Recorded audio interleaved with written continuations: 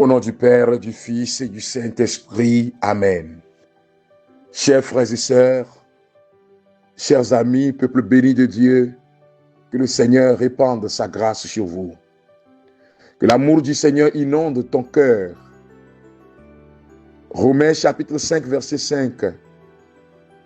Dieu a répandu son amour dans nos cœurs par le Saint-Esprit. L'amour ne fait jamais du mal. L'amour fait du bien. Et Dieu qui est amour par excellence, nous veut en bonne santé, totalement guéri, totalement transformé, guéri de l'intérieur, en prenant résolument le chemin du pardon, qui transforme les relations avec les autres, qui transforme notre être intérieur, qui te libère. Nous sommes en train de monter tout doucement dans cette grâce du pardon et de la guérison intérieure. La guérison de nos consciences et subconscients. Les désirs malsains refoulés qui créent des maladies bizarres et qui font qu'à un moment donné, on se sent mal.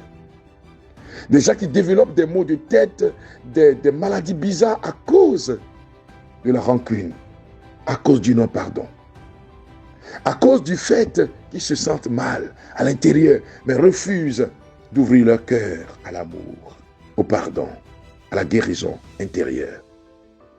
Frères et sœurs bien-aimés, dans ce podcast, nous revenons sur quelques effets du pardon, rapidement, et un témoignage, et nous allons prier avec vous. Le pardon fait quoi? Le pardon transforme nos relations avec les autres. Il y a une transformation qui s'opère. Je suis dans mon livre intitulé « Neuvaine de la braise ardente, chemin de pardon, de guérison intérieure et de bénédiction ». Et la page 31. En Afrique du Sud, au temps de l'apartheid, une dame a subi beaucoup de préjudices de la part des hommes. La police a arrêté son fils et l'a tué. Après, les policiers sont venus chercher son mari, l'ont arrosé d'essence et l'ont brûlé. Puis les temps ont changé. Le gouvernement blanc n'est plus au pouvoir. On instaure la commission Vérité et Réconciliation. Devant tout le monde, les gens devraient rencontrer ceux qui leur ont fait du mal et accepter de pardonner. On amène devant cette dame le chef des policiers qui est venu avec sa bande détruire sa famille. La dame va dire 3 choses. Je veux 3 choses. Qu'on me conduise là où on a enterré mon mari pour que je puisse y prier. Deuxième chose, je suis seul. Je n'ai plus de famille. J'ai pardonné et j'ai beaucoup d'amour dans mon cœur. Je veux que ce chef des policiers qui a ordonné ces choses devienne mon fils. Qu'il se considère comme mon fils et qu'il vienne me visiter 2 fois dans le mois afin que je lui donne cet amour. Troisième chose, je suis vieille et fatiguée. Je veux que quelqu'un m'aide à me lever pour aller embrasser le chef des policiers pour lui exprimer tout mon amour pour lui. Ce témoignage est donné par Monseigneur Joey Grech, évêque australien à Rome, en septembre 2003. Cette femme a fait l'expérience profonde, l'expérience du pardon. Il y a des gens qui sont en train de m'écouter actuellement, qui ont le cœur déchiré, qui ont le cœur meurtri, qui souffrent au fin fond d'eux-mêmes. Je vous invite maintenant, quelles que soient les souffrances que vous ressentez, à dire Jésus. Jésus, touche mon cœur. Jésus, relève-moi. Toi qui as été flagellé, humilié, détruit par les hommes, Imprime en moi, Seigneur, cette grâce du pardon et guéris-moi pour la gloire de ton nom. Jésus, je me sens mal intérieurement, mais touche-moi, Seigneur, et relève-moi pour la gloire de ton nom. Je m'abandonne à toi. Je me sens mal, Seigneur. Tu dois parler au Seigneur et lui dire, touche-moi, Jésus, mon Seigneur. Guéris-moi, relève-moi. De moi-même, je ne peux rien faire, mais touche-moi, Seigneur, guéris mon cœur. Deuxième point de mon intervention pour aujourd'hui, celui qui pardonne est à l'aise avec tout le monde. Il n'évite personne dans la rue ou dans les assemblées ou dans les réunions. Il ne se reproche rien. Que le Seigneur nous fasse cette grâce-là à travers ces 9 semaines que nous avons commencé d'expérimenter véritablement la grâce divine, la guérison profonde. Chers amis, chers frères et sœurs, chers tous et toutes, je voudrais vous donner ce témoignage par le pardon reçu. Le Seigneur guérit les cœurs et libère. Bonjour frère Frédéric et shalom à vous tous. C'est avec un cœur rempli de joie que je viens rendre ce témoignage. C'est ma première fois ici. Les mots me manquent. Je suis une femme de la quarantaine, mère de 3 enfants. Je souffrais d'une maladie qui n'a pas de nom à mon humble avis. C'est que, à mon âge, je continue de faire pipi sur le lit. Cela avait commencé depuis mon enfance. Mais arrivé en majorité d'âge, cela a disparu. À ce moment, j'étais sans souci, à l'aise. Mais une fois que j'ai pris l'engagement de me mettre avec un homme, donc de me marier, cela a ressurgi d'un coup. Je ne comprenais rien, surtout avec l'arrivée de mon second fils. Des fois, je me réveille et je constate que tout est mouillé en dessous de moi, y compris la place de mon petit enfant. Frère Frédéric, quelle honte, je ne savais quelle explication donner.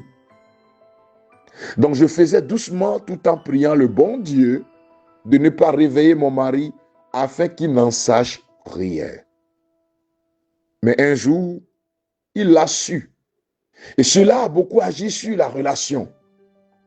Peu de temps après, on était séparés, divorcés. Cela m'a fait tellement mal. Ce n'était pas le seul motif, mais cette vie-là, cela a contribué justement à la séparation. Je suivais vos prières en différé, le plus souvent compte tenu de mon heure de service. J'ai même acheté les livrets que vous recommandiez par moment. Sauf le dernier que je n'avais pas acheté à temps, la nouvelle de la braise ardente. Je mettais tout en prière, sauf ce cas d'urine, puisque la relation n'a pas fonctionné. Donc, à quoi bon encore de prier pour cela? Mais je continuais, même divorcé, à mouiller plus souvent le lit et je m'arrange à ce que mes enfants n'en sachent rien de tout ça venant de moi, leur maman.